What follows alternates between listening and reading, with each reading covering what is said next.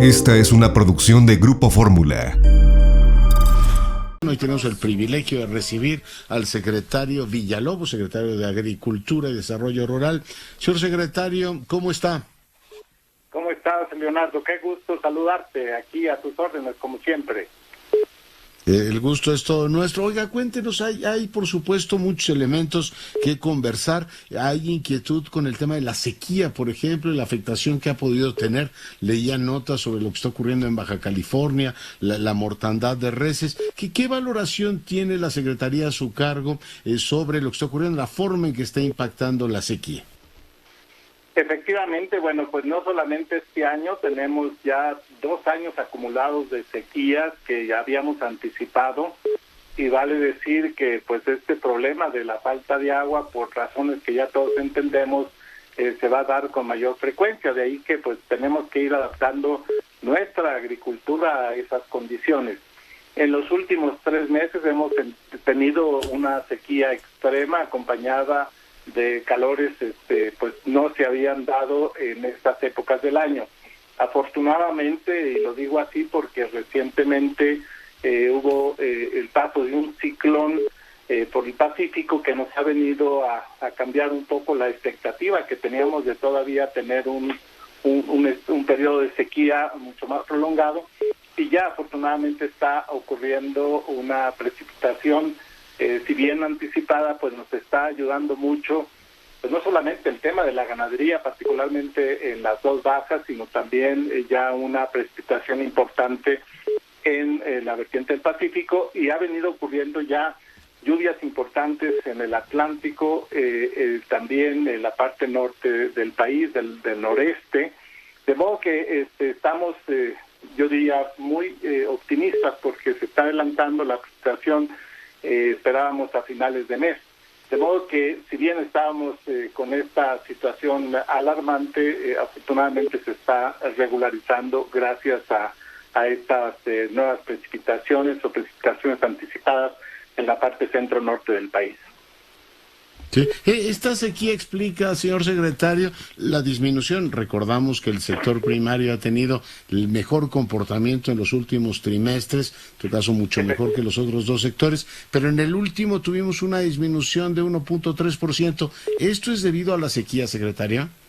No, en términos generales la verdad es que hay que reconocer que hemos tenido pues los últimos años un récord en la producción. Vale decir que en el 2019 el total de la producción agrícola, pecuaria y pesquera en términos de volumen, o sea, millones de toneladas. Por ejemplo, en el 2019 tuvimos 287.4 millones de toneladas. El año pasado fue realmente excepcional con 289.3, y anticipamos, y de acuerdo con recientemente nuestra publicación de expectativas agroalimentarias 2021, anticipamos que vamos a tener un incremento para llegar a los 290.7 millones de toneladas. O sea, estamos anticipando un incremento, seguir incrementando la producción total. En el caso particular de este año cerraremos con un 0.5% más en comparación con el año pasado. O sea que sí vamos a tener una actividad productiva más importante que la del año pasado, que si bien fue sorprendente en el año tan complejo, tan complicado del 2020, la verdad es que estamos muy satisfechos y claramente con nuestras estadísticas y predicciones seguros de que vamos a incrementar la productividad.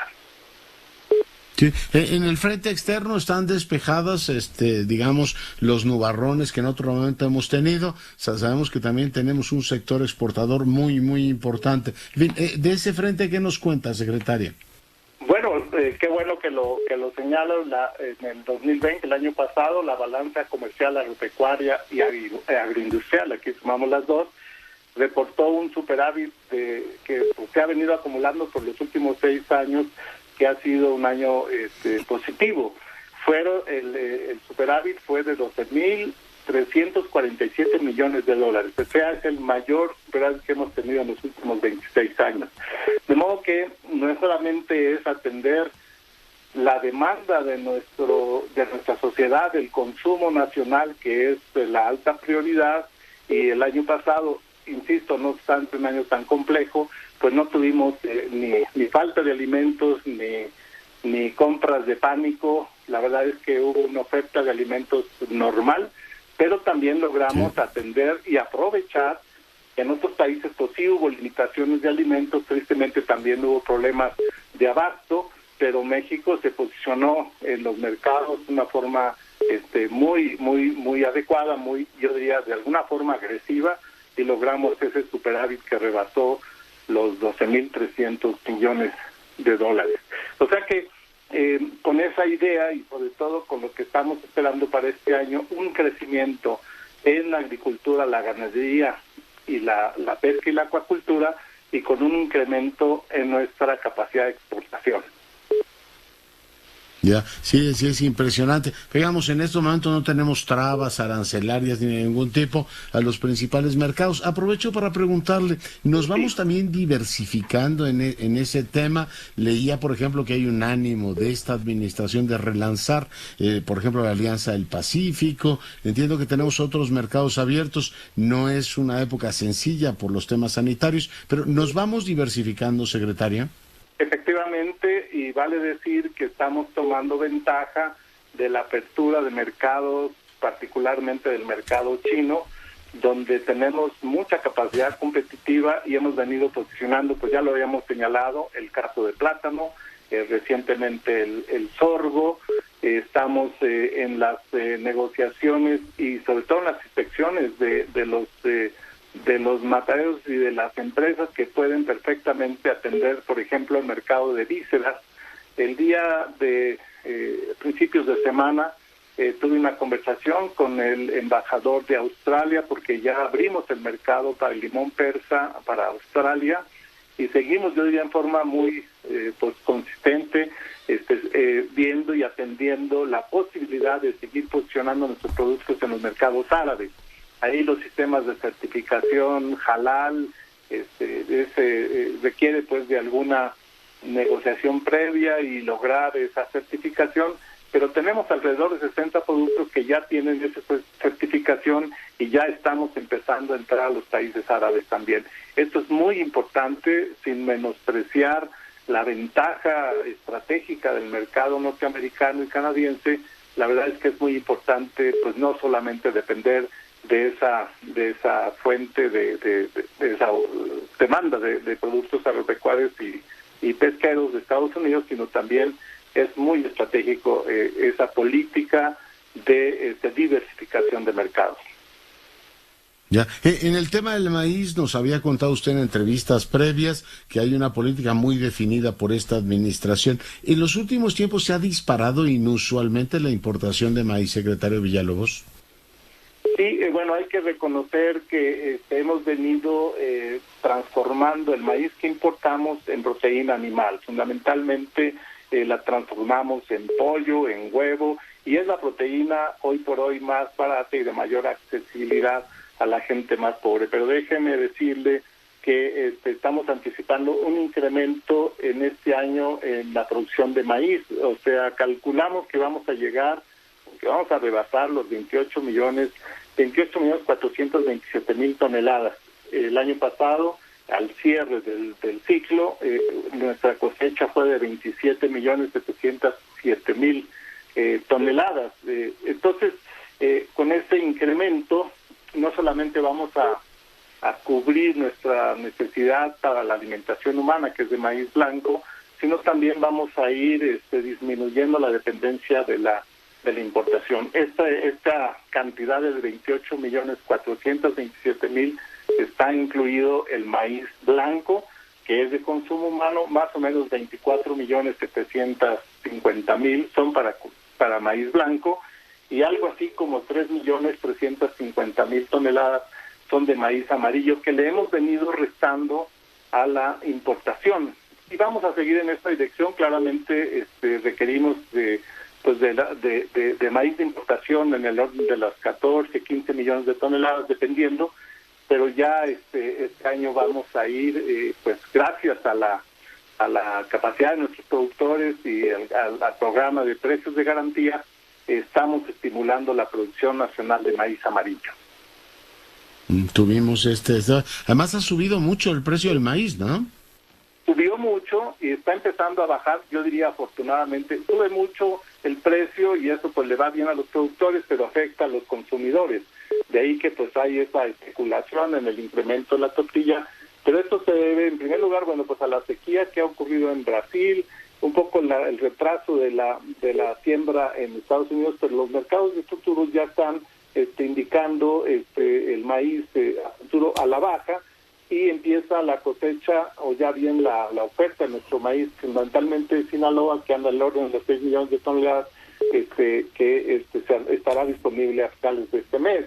De modo que ya vemos ya que va a haber una disminución en el precio al haber mucho mayor oferta de grano, tanto nacional como el precio internacional. Entonces fue efectivamente pues de alguna forma coyuntural y se debió a estos factores climatológicos por un lado y también a la demanda que tuvo el mercado o la exportación hacia los países asiáticos, fundamentalmente a China. De ahí que necesitamos ya una regulación en el precio más o menos a finales de este mes. Ya.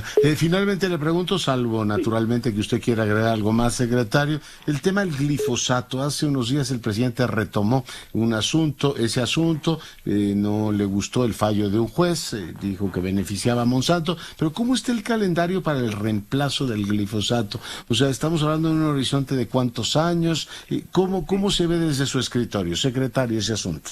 ¿Cómo no? Bueno, pues el presidente fue muy claro en el decreto que publicó a finales del año pasado, donde establece en dicho decreto que tendremos hasta el último de enero del 2024 como tiempo importante para sustituir progresivamente al glifosato como un herbicida, pues que se aplica en México y se aplica pues en la mayoría de los países del mundo. La idea sería, a través de la investigación científica, ir sustituyendo o desarrollando investigación que permita tener alternativas que finalmente lo logren sustituir con ese plazo. O sea, estamos hablando el último de enero del 2024.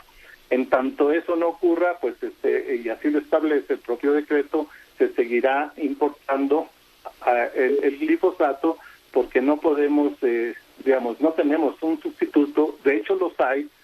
Por ejemplo, el paraquat, que es un compuesto extremadamente tóxico, ese sí es cancerígeno, es una molécula muy estable y contamina el agua y el suelo, y no quisiéramos que de alguna forma no lograr sustituir el glifosato, se inclinen los productores por compuestos mucho más tóxicos. De ahí que estamos en favor y en beneficio de ir llevando a cabo la investigación que nos permita sustituirlo con este plazo. En tanto no tengamos con qué sustituirlo, pues claramente lo dice el decreto, tendremos la necesidad y la posibilidad de seguirlo utilizando en el campo. Son más de 60 cultivos los que hoy día requieren del glifosato. ¿Y por qué se necesitan matar las malezas? Porque son hospederos de enfermedades, de plagas, porque compiten por el fertilizante del suelo, porque compiten por el agua, y al final pues no abonan a la producción. Entonces es necesario tener un instrumento, un químico o un producto orgánico que elimine las malezas. Sí, claro, y que dé la competitividad que tiene el sector. Señor secretario, pues le agradezco muchísimo que haya estado esta noche con nosotros. Pues siempre muy agradecido y qué bueno que me permites compartir esta información con tu audiencia. Muchas gracias. Cuando usted quiera es bienvenido. Bueno, pues el secretario Villalobos, hoy platicando de estos temas. Esta fue una producción de Grupo Fórmula.